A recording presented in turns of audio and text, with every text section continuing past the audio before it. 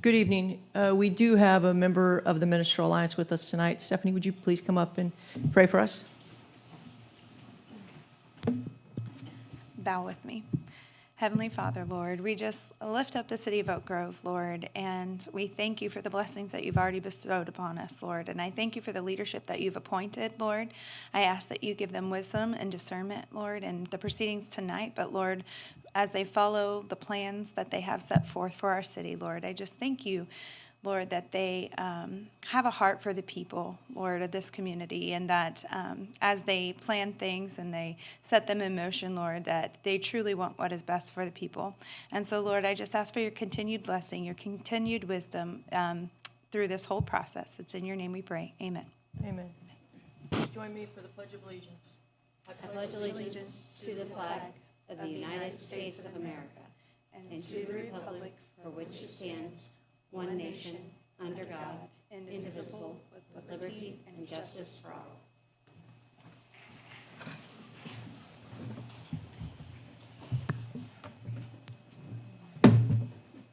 I call the April 7th, 2025 Board of Alderwomen meeting to order.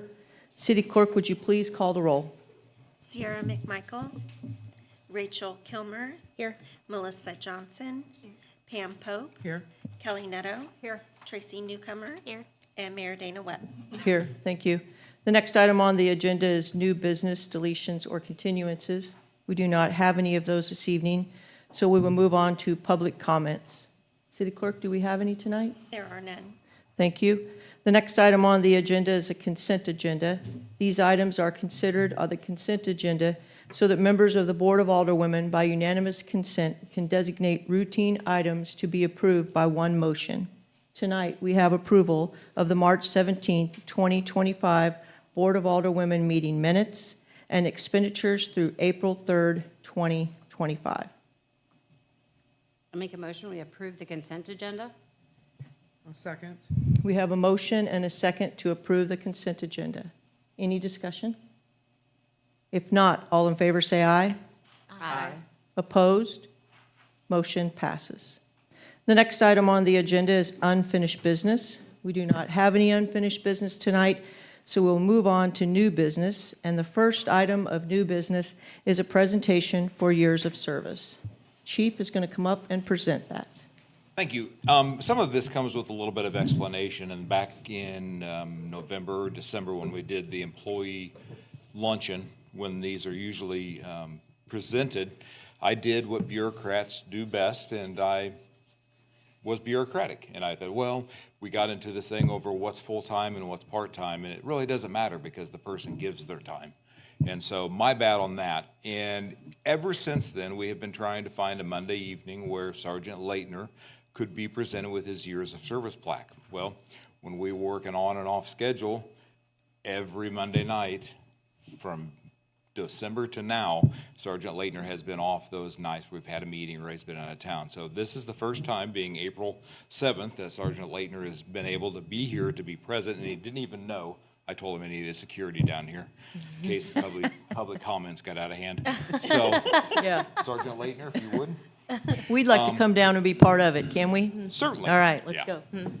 So Sergeant Leitner's been with us 20 years. Has it been 20 years? 20. It has been 20 years. I hope it is. So what he does for our department, not only is he a frontline supervisor or first line supervisor, Sergeant Leitner does all the swapping of our vehicles, whether it be radios, lights, sirens, everything that a vehicle does, he is the one who put it in there, outside of lifting an engine, which he could do as well. He manages our hiring process, our field training process, our firearms process. He manages difficult employees. Every time we have one, we just put him under Sergeant Leitner. He is probably more so of a workhorse for this department than he should be, because we wear him out, and I'm sure his wife dislikes me somewhat. So for your 20 years of service and everything that you do, we want to present you with the plaque.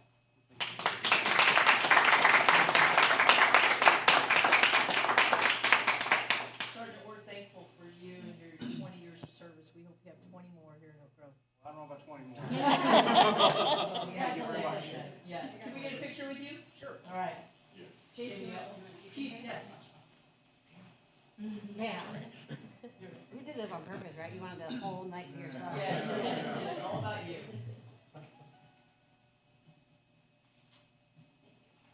Congratulations. No more security. Might get out of hand here, Chief. You don't know. He's like, what is on the agenda tonight? Right. It requires extra. I like to keep you girls moving.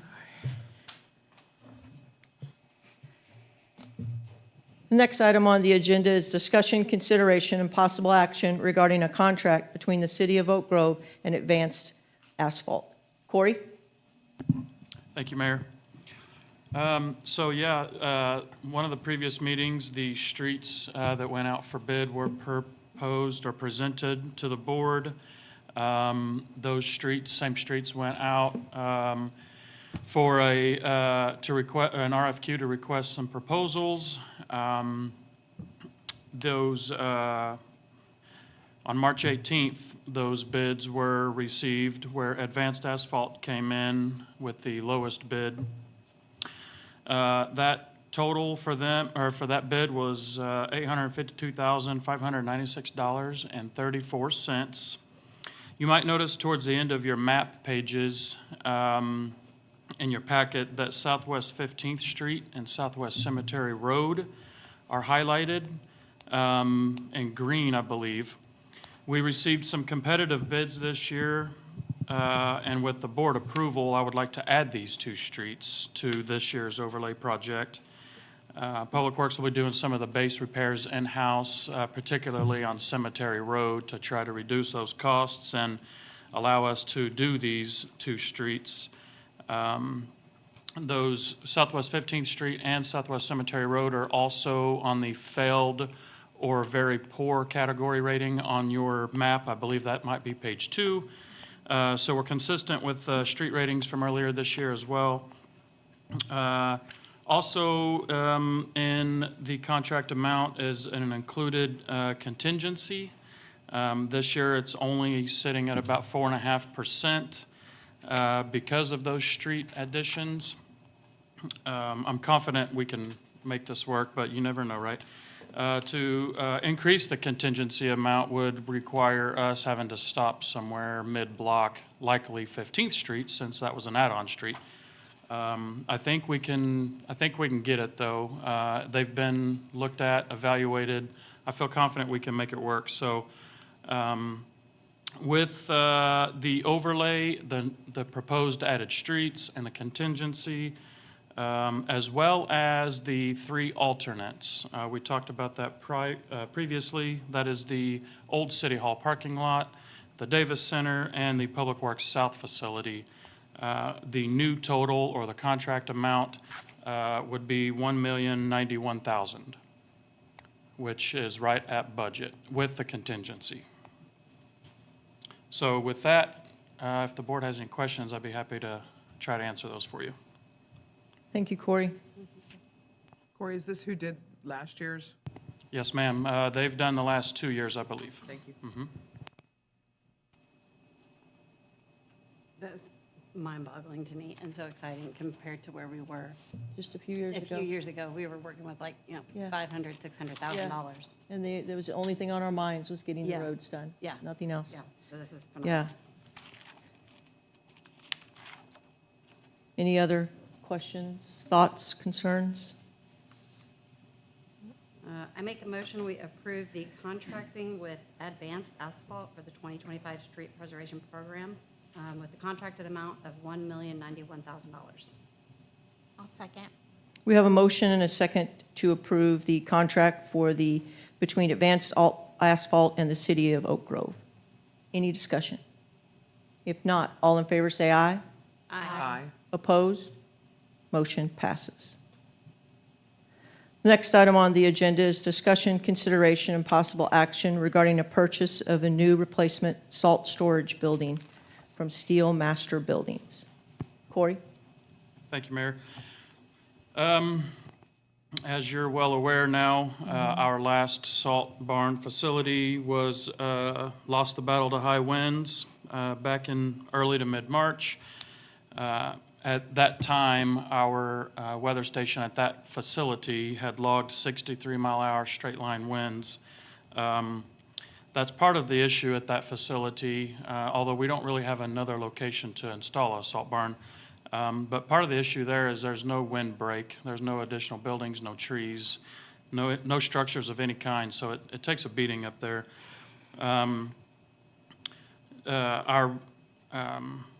Sorry about that. These types of winds at 63 miles an hour create considerable structural damage, especially to roofs. An RFP was posted on March 27th to begin receiving bids. We did have 2 people submit bids. On April 3rd, we had the bid opening. The lowest came in at $23,440. We chose this particular type of steel. It's called Galvalume. We feel like it would withstand, is supposed to withstand those heavy winds up to 150 mile an hour plus. The key is going to be to keep the salt off of the steel. That's why we're going to mount it to the top of concrete blocks, which it's designed to do that. This type of material is also, like I mentioned, called Galvalume. It's got a permanently bonded resin that consists of aluminum and zinc that helps prevent corrosion and rust from forming. The sections come in 2-foot wide panels and can be easily installed by city staff.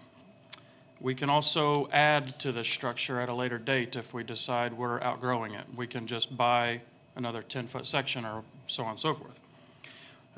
It does include freight, 50-year warranty against the corrosion, and CAD drawings. And we'll increase our salt storage capacity to 250 tons as well. So if the board has any questions on that, I'd be happy to answer. Thank you, Corey. And this is the one that would have the garage door on the front too, Yep. correct? Yes, ma'am. So the bid is to include a garage door opening framed out. Public Works staff will at that time get the door ordered and install that ourselves. We're going to try to look for more of a roll-up type door so that it's not in our own way when it's open, Yeah, very and good, install that ourselves. very good. Thank you. Any questions, ladies? I do. Yeah, go ahead. Corey, you said there was a 50-year warranty. Does that exclude salts? Or does that include if salt damages? It includes salt spray. That's what- just against corrosion, right? A 50-year That's warranty against the corrosion. So the key, like I said, is going to be to keep the salt off of the structure, which it doesn't get on there now, so I think we'll be okay. The canvas that was previously there, the salt never came in contact with that. And yes, so the 50-year warranty includes the corrosion against salt spray. That's what it says, salt spray. Thank you.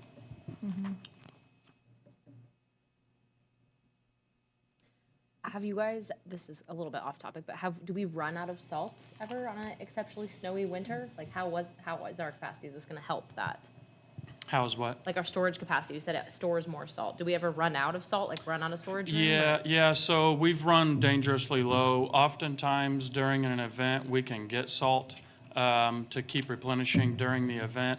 That's not always convenient, for one. And two, in my previous experience, salt mines do get backed up and they do run low during real nasty winter weather because we essentially all get our salt from the same mines in Kansas, you know. But typically speaking, we only get 1 or 2 loads at a time and they can generally get us what we need. But having that extra salt storage would certainly be beneficial, especially with the added streets coming to town and the ones that have already been approved and proposed and approved rather.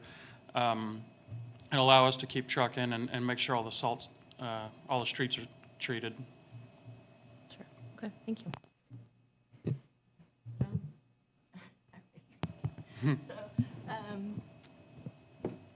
Is the back of this, I was trying to keep it open for myself, but is the back closed in or? closed in and then it goes up, or is it all the same height? Does that So make the sense? entire structure will be installed on top of a 4-foot tall concrete block wall. Okay. And so if that helps answer your question, the I was whole just wondering building. about the wind, if it was. Do you mean like, is that right here, got a wall? Is that what you're asking? Like, that's what I was trying to it looks like a tunnel. It'll- Yeah, The backside so- will be closed in? This one we'll have a solid back wall. Yes. Yep. Okay. Perfect. Yeah. Okay. Wind tunnels. And Yeah, and then with the garage it will door have a down. solid front wall as well, once we get the garage door Garage door. installed. Okay. Yep. That's what I was trying to see on the pictures. Thank you. Corey, I have one more question, if you don't mind. Under the Galvaloon, they mentioned a 25-year warranty, so where does the other 25 come in? Yeah, so the company Steel Masters offers a 25-year warranty, and then the steel company manufacturing the Galvalume offers an additional 25 years on top of that, bringing the total to 50 years. Thank you.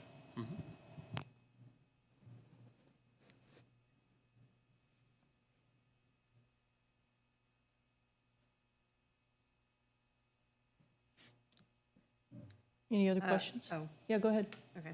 I make a motion that we approve the replacement salt storage purchase from Steel Master Buildings in the amount of $23,440. Second. We have a motion and a second to approve the purchase of the new replacement salt storage building from Steel Master Buildings. Any discussion? If not, all in favor say aye. Aye. Opposed? Motion passes. The next item on the agenda is discussion, consideration, and possible action regarding the R1 Single Family District regulations, including property development standards. Matt? Yes, thank you, Mayor. So just a little background. At the February 10th Land Use Zoning and Planning Work Session that the Board of Aldermen held, there was a discussion which included R1 development, specifically regarding minimum lot size, width, and setbacks. The board had some discussion at that meeting, but requested that the R1 minimum lot standards be brought back to a regularly scheduled meeting for further discussion and consideration. So that's what's before the board tonight, is a continuing of that discussion. For those that weren't present at that workshop, and for the public maybe listening at home, just a little background on the city's zoning ordinance. So the original zoning ordinance was adopted in 1962. The 1962 zoning ordinance included single-family, multifamily, business, and industrial. That zoning ordinance included compatible uses identified within each zone. So for reference, the 1962 zoning ordinance established R1 lot standards until it was replaced in 2003. At that time, the minimum lot size was 8,400 square feet, lot width was 65, front setback was 25 feet, side was 10, and rear was 20. In 1996, the city adopted a subdivision development ordinance which established a set of codes for the development and installation of public infrastructure related to the private subdivision of land, so our general subdivision regulation. In 2000, the city then started the process of updating and creating what's called a UDC, or Unified Development Code. This is both the zoning ordinance and subdivision development ordinance into one unified code. The process to combine the 1962 and 1996, as well as update those ordinances, occurred over a 3-year period. After several public hearings, the board also hired a consultant to help develop the Unified Development Code. The board adopted that in 2003, which created new zoning districts, new zoning standards, as well as created a new zoning map for the city.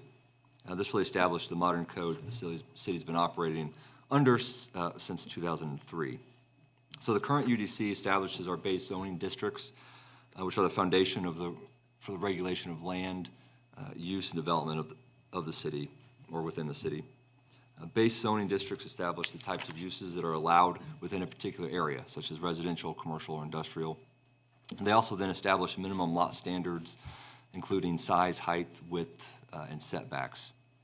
The 2003 UDC established 10 base zoning districts: agricultural, neighborhood commercial, central business district, high density or high intensity commercial, light industrial, heavy industrial, single-family dwelling, which is your typical detached single-family home, R2, which would be duplexes, R3, which would be multifamily apartments, triplexes and above, and then sort of a catch-all based zoning called a PUD, or Planned Unit Development. And this allows for specific developments to occur with their own set of standards. It also allows for mixed-use development, so you could have commercial and residential all part of the same development. So those are the 10 distinct base zoning districts that the city currently has. The largest in land use, total area within the city is R1, or single-family development, which is intended, as I mentioned, primarily for single-family detached dwellings. There are a few other uses permitted within that district, such as schools and churches and daycares, but essentially 99% of the time, it's a single-family detached home. So the current minimum lot standards requirements for R1 is 9,000 square feet lot size. The minimum lot width is 75 feet.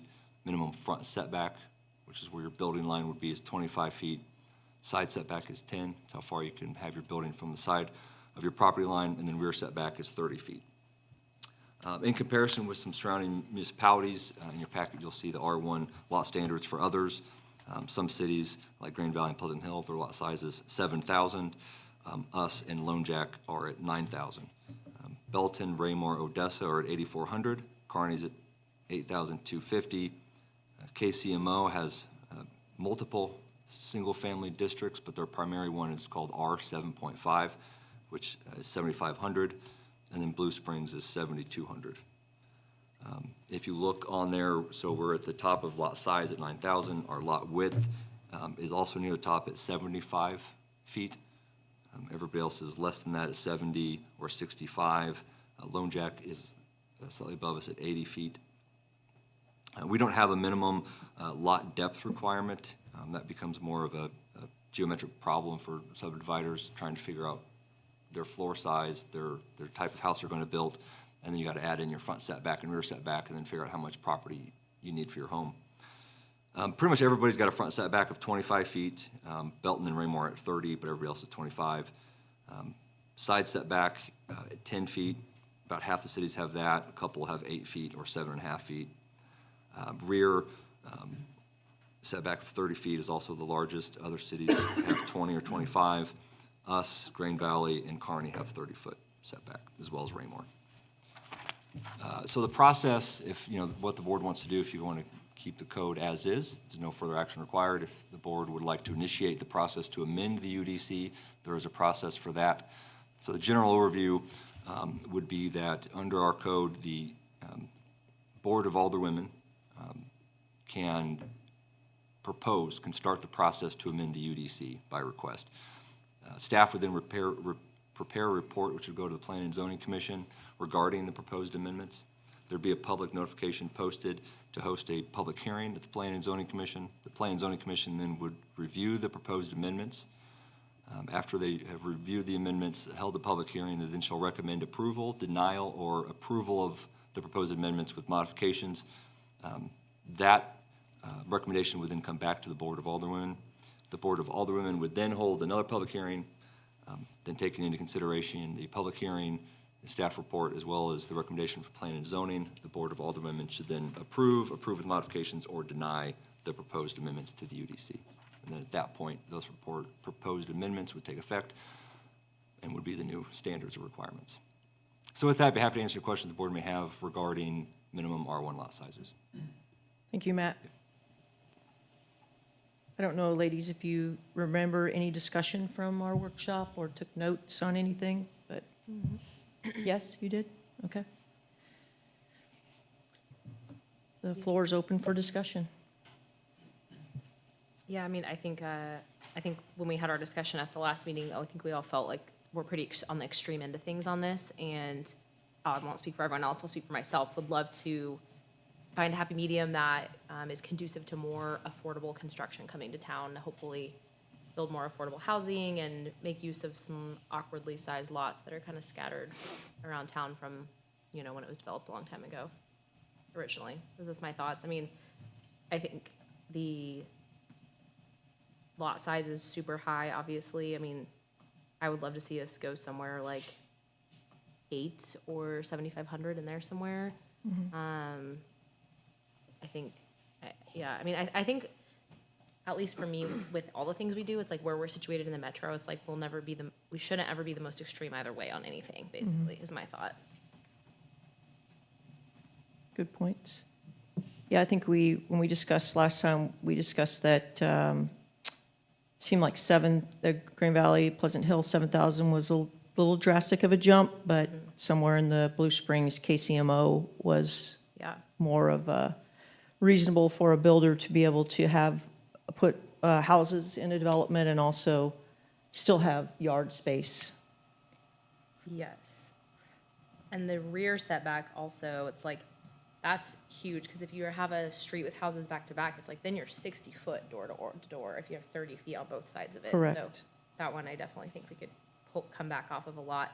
The one that I personally don't think we need to touch as much is the side setbacks, because in my opinion, that's when you start looking like more cluttered, it's the sides Makes sense. versus like the yards. It's like personal preference. Don't buy that house if you don't want a small backyard, but the sides impact everyone.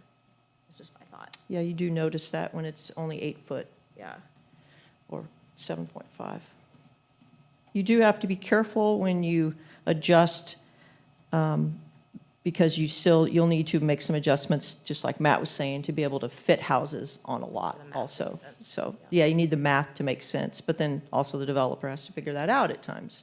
Do we have to commit to numbers, or can we direct the city to come up with numbers that make the most sense to them? Well, is that true that, or would it matter? Would it be completely up to the developer or the builder or whoever's designing the plot plan to come up with those configurations? Or should it align with lot requirement size versus setback in the rear and the front? Because when it gets down to it, it's going to matter of the setback in the front and the back per the lot size, right? Right, I mean, I guess to maybe answer the question is lot depth, should that be included? Some cities have it, some don't. I suppose that, I mean, could there be a situation where a lot would meet all of our requirements but would only leave 10 feet to build a house? I suppose that would seem Yeah. ridiculous, but, Yeah. so it might not hurt to require a lot depth. A lot of cities that do require lot depth, the minimum lot width times the minimum lot depth equals the lot size. Not always, but Okay. in a lot of these cases, that was the math. So, if you take your minimum lot width, your minimum lot depth, that, by default kind of creates your minimum lot size, right? Because you can't get any smaller than that. So, Right. But I think, Rachel, you maybe were asking whether or not tonight, specific numbers or just more general guidance would Yes. be Yeah. fine. That's what- It's up to what you guys Yeah. want to do as a board. If you give more general guidance, probably the next steps would be then go to planning commission and try to maybe fine tune those to a specific number. Because ultimately, the planning commission would need to be reviewing the proposed UDC changes. So really, they probably ought to be pretty specific, because that's also going to be what's in the public hearing. So Sure. when people come to comment, they need to know what they're being asked to do. So probably if you want to be general and not have exact numbers, probably then we'd have a planning commission meeting before doing the official public notice. So then the planning commission could then maybe help determine the specific size, and then we would post.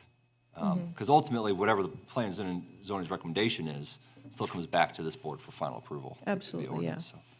Do you ladies want to give them some idea of maybe a range of where you'd like for them to look? Or do you just want them to just look at all this information in the table and go from there?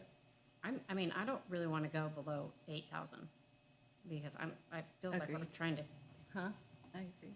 it feels like, yeah, we're trying to cram like Blue Springs and Green Valley. It, like, you know what I mean? Like, that's one of the benefits of living out here is having the bigger yards and having more space.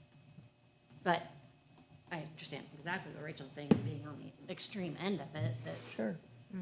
I don't know, I mean, I just keep thinking of my lot, and it's got a huge backyard, and that's one of the main reasons, like, that we love living out here. So I wouldn't want to go below 8,000 if we change it.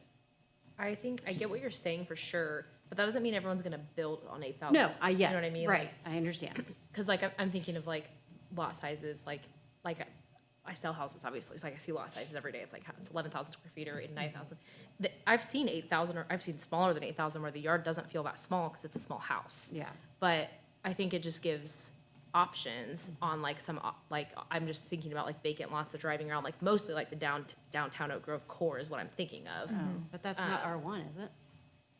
The It is downtown? if not there's a on vacant Broadway. Oh, okay. Yeah. Well, you know, like what's the street between the schools and Broadway, like down there, and like those Oh, yeah. lots are awkwardly shaped and smaller.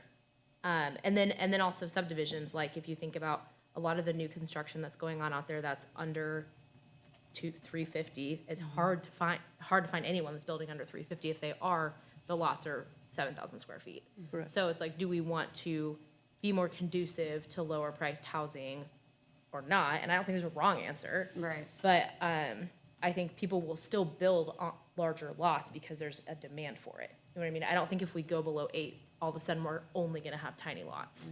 But I see what you're saying too, for sure. Yeah. I drove around and looked at some, and so some of them had to have been PUDs, because some of Green Valleys definitely do not have a 30-foot setback, I don't think. And I looked at some in Pleasant Hill that I don't believe did as well. But I need the math to make sense to what square footage house can you put on if we shrink. Sure. Does that make Yeah. sense? Yeah, no, that's what Rachel was saying, and yeah, it makes sense. And we can, if you ladies want to, we can just send it to planning and zoning, as Matt was talking about. Let them, have the discussion, not do the public hearing. Let them have the discussion and make the numbers work. Then you're saying that it would come back to the ladies again, then back to planning and zoning for a public hearing? Or did I put too many in there? Well, that could be the process. Yeah. It's whatever, it's what you all want it to be. You could send it down to planning commission, ask them to give some feedback and come back up to you all. At some point, the public hearings do need to get posted and have an actual, set in stone figures to be reviewed and recommended by the Right, planning and zoning right. commission. So it is, what you guys want to do, you could certainly ask the planning and zoning commission to give some guidance, I suppose, and then come back to you guys and then go back to planning commission. I think it's important enough to do as many back and forths as we need to. As annoying as it is, Sure. it's like this is a very tangible impact Yeah. on our community. Now that, the Pam that said that, I would love to see like maybe this is asking too much, I'm sorry, but like an aerial visual of like, okay, this is what a 7,000 square foot lot looks like with these setbacks, and what shape of house could fit on it versus 8, you know what I mean? I don't know if that's like if there's a program out there where we could plug them in and like visually see them on a piece of paper. I think that might be helpful to see, like, is it that big of a difference between, 7,500 and 8? Does it really make that big of a difference in what kind of house you can put on, or like, you know what I mean? It's just it's kind of abstract to process. So, what's our minimum square footage do we have a minimum square footage? Yeah, so if it needs to be defined on the plat. So if it's a new subdivision, it's on the plat, typically those are 1,400 or 1,600. If it's an older part of town, or if the plat doesn't have it, if it predates the UDC, then it's a minimum 1,000 square feet. Well, surely we can That's get a good something, question. some sort of aerial What does 1,400 square feet look like? look What like does on, 1,000 square yes. feet? Because can you even build a 1,400 square foot house on a 7,500 square foot lot? They might have to make bigger lots anyways just to meet the minimum square footage code, which then would, I think, alleviate your concern a little bit more if it's like, we can't just have a developer come in and build tiny lots because the square footage prevents it, if that makes sense. Well, so I work for a single-family home builder during the day, and so we build hundreds of houses in KCMO, and large and small on those 7,500 square foot lots. So yeah, you can build more than 1,400 square foot on a 7,500 with those setbacks, okay. Dana, are they generally two-story? They're both ranch, two-story, patio, basement, Just changes the yard. changes the yard. So you get These have decent yards, yeah. just changes the yard. They're Yeah. just like usually like skinnier, it's like wider and Yeah. skinnier per yard. Correct, but a bigger backyard, because KCMO, Which I have. yeah, they have 25 rear setback, so, yeah, I have people come to me who are like, I don't want a big backyard. Yeah, That are like, of you know what I course. mean? I right. just think that, Some people don't, yeah. Mhm.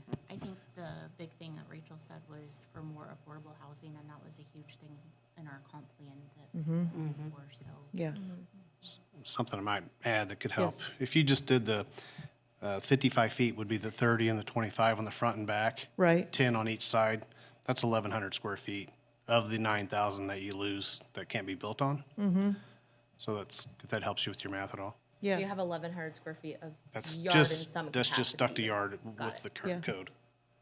And that's the current numbers. Yeah. Okay, I see what you're saying. that is helpful, actually. so what I'm hearing is they would like for to send it back to, correct me if I'm wrong here, send it to planning and zoning, if it can go to their next meeting. And then maybe in the meantime, if there's a way for you to work up some numbers or calculations, and then also some PDFs or aerial shots of lots or some calculations to show that. I think that would be very helpful in the planning and zoning meetings as well, to show those setbacks and things, or drawings or Like a little something. cartoon house, like a Monopoly house. Yeah. Are we asking too much of you, Matt? Can you be a graphic designer too? Well, actually, you could just pull some house plans and show how house plans are set back and where the setbacks are. You pull some plot plans and show those so that everybody could see where the front and rear and side setbacks are. Yeah, we'll try to overlay it to, Yeah. so that visually you can see where that house would, what it Yeah. look like. Maybe even go look at some other cities that might have something similar too, so you can see, what they actually are when they're built. So, yeah. Right, We can work on yeah. that. Yep. Very good, ladies. Very good discussion. And I'm glad you're taking your time on it, be able to process it and figure out the right decision. I don't know, I think Rachel said or someone that it is a big decision. It's a big jump that we would make from 9,000 to anywhere from 8 to 7,200. So it'd be a pretty big jump. But it would also increase building in our town, which I know we want slow, sustainable growth, but also we want builders to be able to come in and not be hindered by 9,000 square foot lot size, which think- is huge. Diversity is always a good thing, and like options of styles of yard sizes and which builder you want to work with and all the things, but Yeah. it's like, what's the happy medium on it? Yeah. Very good. So that's, do we need to like make a motion, or is that just the feedback that you needed?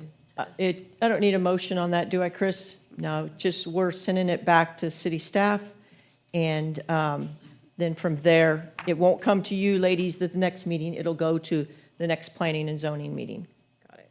which will be next week, 2 weeks? Yeah, It's we- next week. Be next week, so probably the meeting after that. Yeah, it may not be at that to- one, the next one, so. Yeah, see if we can try to get some of these aerial views, calculations on lot size. We'll see. Yeah. Yeah. So you won't see this again probably till May. Yeah, that's fine. Yeah. Any other discussion on it before we move forward?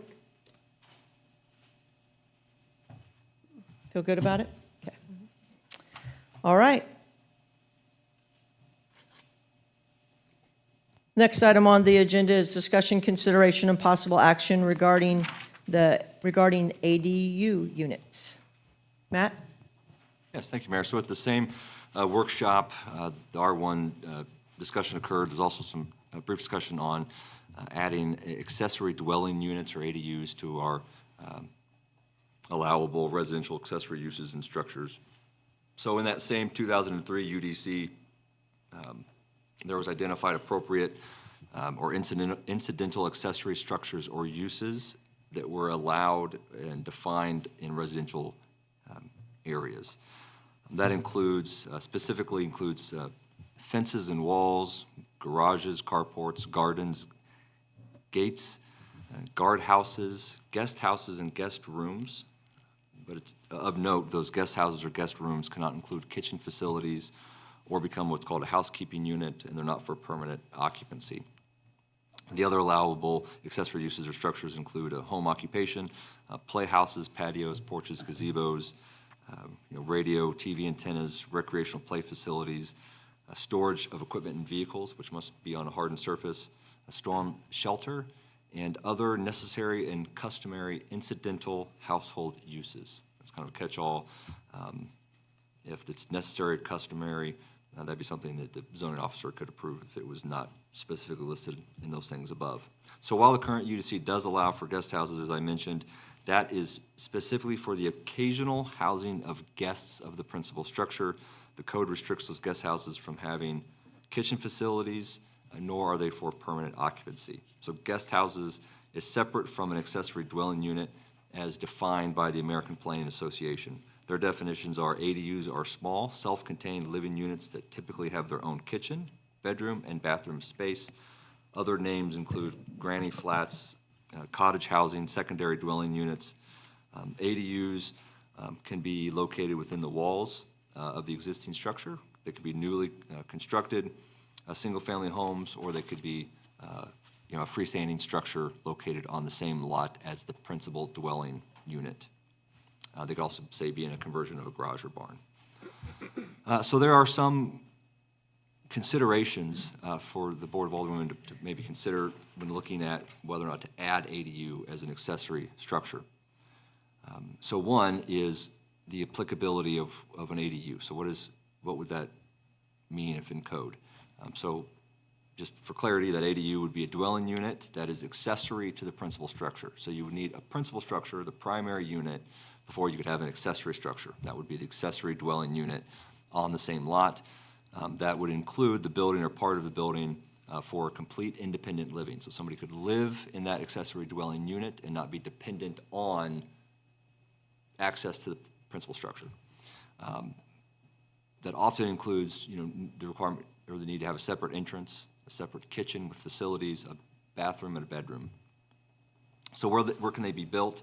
It could be an internal conversion of an existing living area, like a basement, garage, or an attic. It could be an addition to the principal single-family dwelling unit, so it could be an add-on to the side of the house. It could be a conversion of, say, a detached garage, or it could be a new detached construction.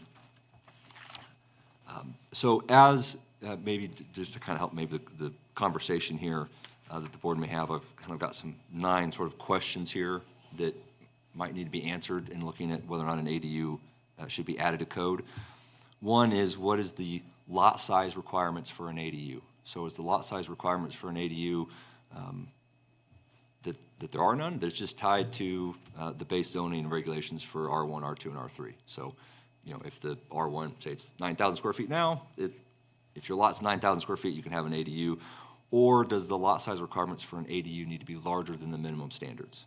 So say the minimum R1 standard is 9,000 square feet, you might say, well, to have an ADU, your lot size should be 12,000 square feet, half an acre or an acre or larger. So that's one question, is what is the appropriate or necessary minimum lot size to be eligible to have an ADU?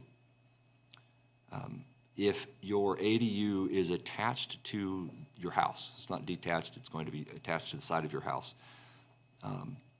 should the front facade of the ADU be set behind the front facade of the principal structure? Some codes had 6 feet.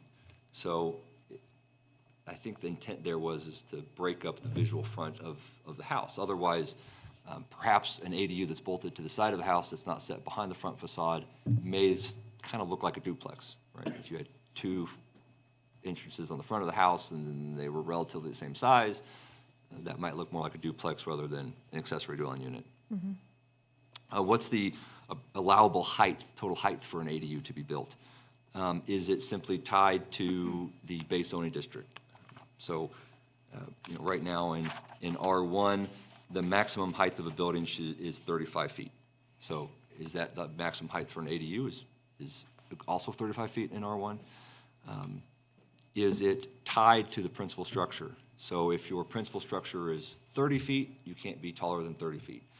Or is it a percentage? If your principal structure is 30 feet, you can't be more than 75% of the principal height. Or some unique ADU maximum height, and just ADUs across the board can't be any higher than 25 feet, right? Just one thing when looking at some of these questions and possibilities is the difficulty, I suppose, of obtaining a permit and the review process and then also trying to define some of these terms, right? So is the height of your house also include your chimney? And I mean, it becomes, you know, a bit more difficult when you start going through some of these questions about what pertains to these questions. The other question, I have a question 4 here, would be the allowable size of an ADU. So is there a specific max size for the ADU? Is it 900 feet, 800 feet, 600 feet? Or is it, again, tied to the principal structure? So your ADU is a percentage of the principal structure. Say it's 50%. So if your house is 1,200 square feet, your ADU can't be more than 600. Whichever smaller combination, or is it just a specific number, 800 feet across the board, regardless of how large or small your principal structure is? Next question 5, required ADU architectural style. So is there no requirement in how it compares to your principal structure? So for instance, if a principal structure is made all of brick, does the ADU have to be made entirely of brick? Or if the primary structure is board and batten, does the ADU have to be that as well? Or is there no requirement for that? And again, that becomes somewhat subjective. And as I mentioned on the other one, it's how do you start to define these things? So if you have a house that's got stucco front and siding on the side, maybe a little bit of stone facade on you know, the lower face, what percentage of those materials now have to be part of the ADU? Is that a subjective call that staff have to make to issue the permit to decide, is this now architecturally the same as the principal structure? Additional parking. So if you add ADUs, is there any additional off-street parking requirements? Some cities do require, if you have an ADU, to provide 1 extra off-street parking space. Allowable occupancy, so who can live in the ADU and principal structures? Can they both be rented to separate people? Must the owner reside in one or the other? So the owner of the property must reside either in the principal or the ADU. Separate utilities required, so you know, would our code require a separate electrical panel, a separate water or sewer connection fee? And then the approval for an ADU. So is an ADU an approved accessory use so long as it meets this code? And if it meets the prescribed code, is that a permit that staff then can issue as an accessory structure? Or is there a special permit required and ADUs need to come before the board to be approved, or commission, or some other special permit required? So those are some of the questions that sort of set up the discussion. I don't know if how you guys want to go about the direction to give some staff, but kind of same thing as R1. So the same process to amend the UDC. The Board of Aldermen by code can start the process to make an amendment to the code. Staff can make a report, go to Planning Commission, public hearings, back to you all. So with that, happy to answer any questions. Well, Matt, I think you did a great job of the potential criteria and questions. It helps. I don't know if you ladies had a chance to read through them ahead of time and kind of mark up what you thought. I did. But yeah, let's have discussion about this. I have a question. How do we handle sheds? Like, do you have to get a permit for a shed currently? You do? Yes. And, because like I know in certain HOAs, the shed has to be consistent with the main structure. So maybe with the wording that HOAs use on that would be helpful. As a city, do we require that when someone puts a shed in?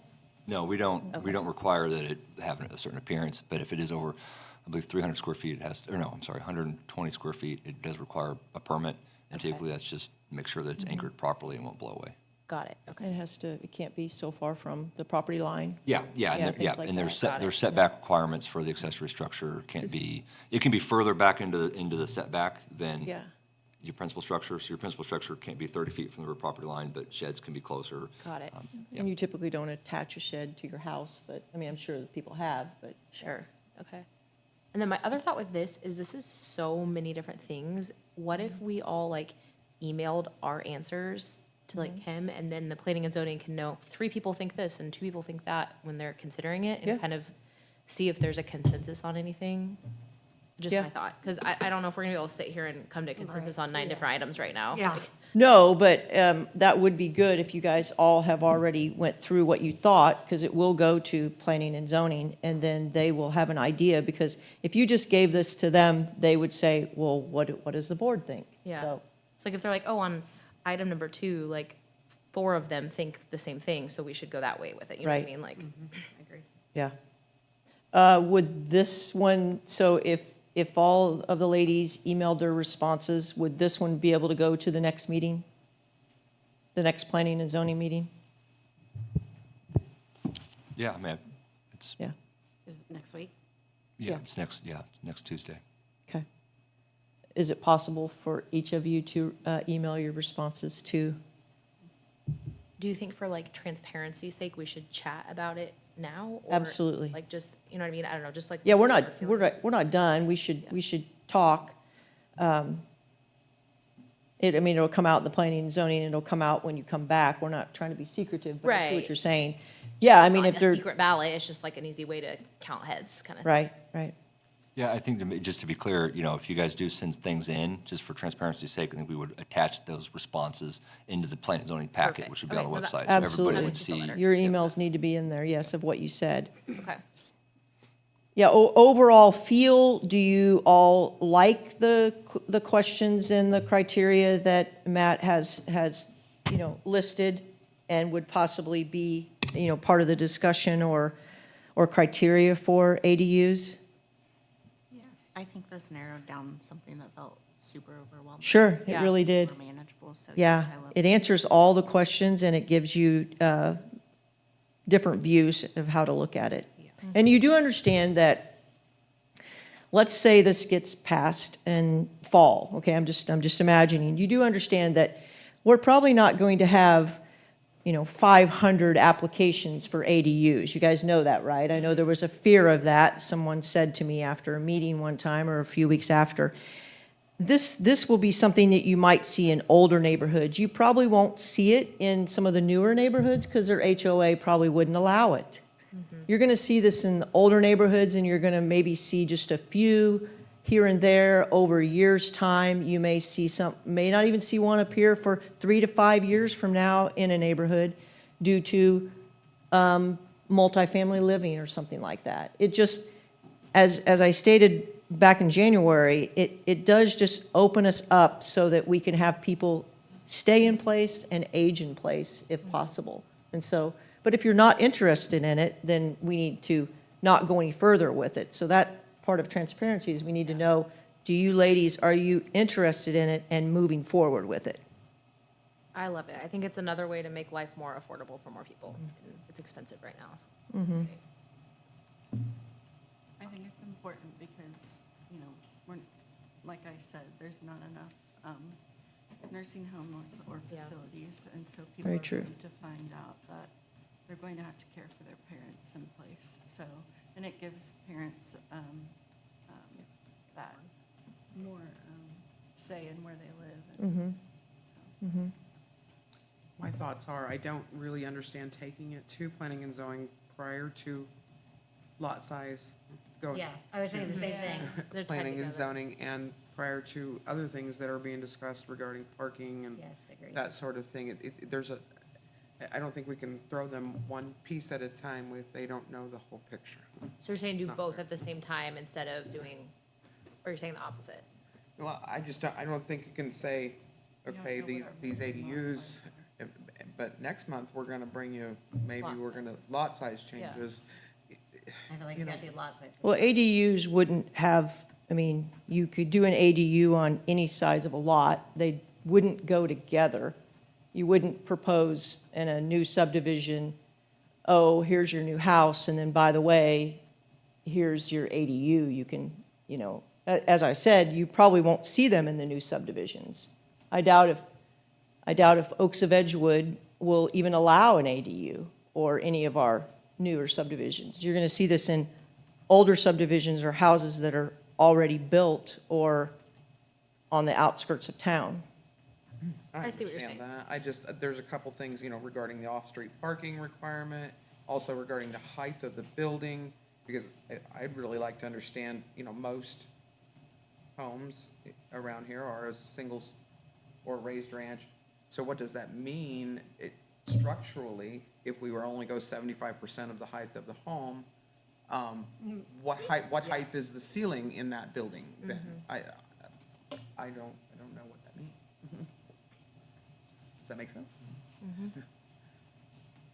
The only thing I really want to clarify, I mean, I have friends that have these and it works for their family, and it works really well, much more expensive, but for upfront cost. Is this something that we would allow like VRBO or Airbnb? Or those a good question. things that, or is it not short-term rentals? Like these are for people who are your family, or you have to have some relationship with them, or can they just throw it up on Which I think, Airbnb? I don't think you would be able to control that. You wouldn't be able to police who's living in it. but I Well, we think, can make a restriction against allowing Sure. Airbnbs and VRBOs. Absolutely. I think number 7 also would help control that, because Yep. if we said the owner needed to Yeah. reside on it, Number 7 then we're does. not just having a landlord buy up all the houses Yeah. and putting 2 Yeah. rentals. Yeah, Yeah. I feel because that is strongly a about that, huge yeah. concern. That is. That's the problem. I mean, we could put a minimum lease requirement on this too. Like Yeah. it has to be a 12-month lease or a 6-month lease Yes. or whatever, but I don't, But then I- who's going to police that? I mean, Yeah. yeah, who polices the short-term rental bans in Prairie Village and stuff, I don't know. Nobody. That was a question I had for Matt. In cities that have ADUs, do you know, does this create a lot of extra work for city staff, or it's like a specific enough thing that it's not like a major added burden? Yeah, I think it, around here, we probably, in the West Coast, there's a lot more of these types of products. Cities that have around here, I don't think they get a lot of ADUs every year. Most of the subdivisions where we have a lot of new growth happening, those would be deed restrictions, right, on the HOA. You wouldn't be allowed to have an ADU, so the territory, the amount of property that this would be allowable is relatively small. Looks to me, based on researching and looking through some of these, the cost of ADUs per square foot is pretty high. Yeah. I think there's probably not a lot of folks that maybe this would apply to. I do think that on the work part and just trying to, looking at the specific codes, particularly as they might be tied to the principal structure, if it's percentage of floor plan. What was that, the floor plan of the permit that was issued in 1950, or does that include the fact that now they finished the basement, or is it just first floor living? I mean, it gets into a lot of complexities of trying to enforce a code, and might have some unintended consequences where maybe an ADU is not permitted because their house doesn't meet certain requirements. And so, just generally speaking, probably the fewer requirements, just coming up with base standards that we think work for ADUs might be the best approach. And then if there's certain concerns that an ADU might have based on, does it fit the neighborhood, or is there some, maybe focusing on those specific ones. I do know one city had in there that it was a 3-year permit, and then every 3 years, the property owner had to come back and provide an affidavit that they in fact own the property, and that they agreed to abide by all the ADU regulations, and that probably adds more work than solves. Yeah. 'Cause what are you gonna do, tear it down? Like, Yeah. Other cities, I did see one city that had in there that you couldn't rent an ADU for any period shorter than 60 days. If you have it in code, it is hard to enforce the person that rented it for 30 days and then they're gone. Right, and we were talking about, who would police that? Well, their neighbors. right. I mean, if they have new people strolling in every, 7 days or Right, whatever. then it does give the city some teeth to be able to enforce Yes, those cases where it's exactly. becoming, Right. Yeah. hey, you rent this every Friday, Saturday night because we're close to the bar district. I mean, that's Yeah, not necessarily exactly. here, but That's the concern. like, That's my say, only concern. Nashville or something, they probably have those concerns with their ADUs that were in residential neighborhoods that are now, party weekends. So. Yeah, exactly, yes. you never know, downtown Oak Grove could. You really don't, actually. Yeah, you really don't. This is some crazy stuff. I mean, I feel good about, Send it back to planning and zoning? and we'll email in added context for email. them. Hopefully that will be helpful. Yeah. Sounds good. Are you ladies able to do that by the end of the week? Yes. Okay. All right.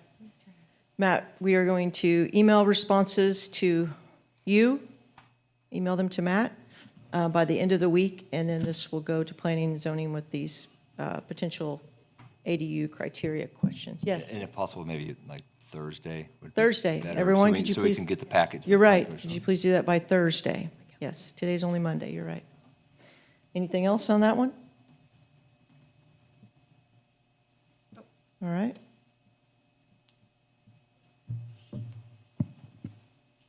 I haven't went to sleep. I'm just getting back to the beginning of the.